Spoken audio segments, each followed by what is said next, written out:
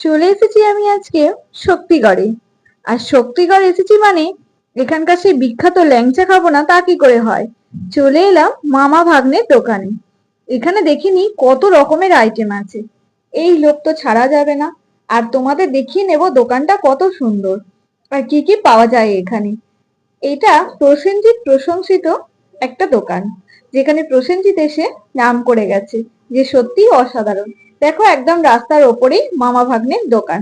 এখানে স্পেশাল সমস্ত কিছুই আছে, সীতাভোগ, মিহিদানা, এবং এখানে আছে আরো একটা স্পেশাল দারুণ টেস্টি, সেটা হচ্ছে গরম গরম কচুরি।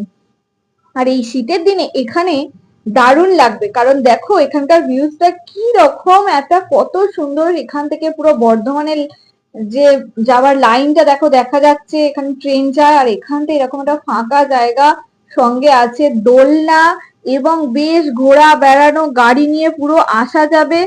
পরিষ্কার পরিচ্ছন্ন একটা টিপটপ দোকান, খুব সুন্দর লাগবে, বেশ ভালো লাগবে। এখানে একটু চা বা টিফিনটা করে নেওয়াই যায়।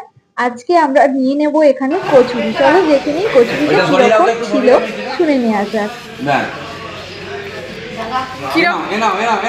কিরকম খেলেন আপনি? শক্তিগড়ের ল্যাংচা কিরকম খেলেন? এই যে শক্তিগড়ের ল্যাংচা। আর কচুরিগুলো কিরকম ছিল? এই যে কচুরি কেমন খেতে? অপূর্ব, কোনো কথা হবে না। এখানে প্রসেনজিৎ এসেছিল, আপনি জানেন?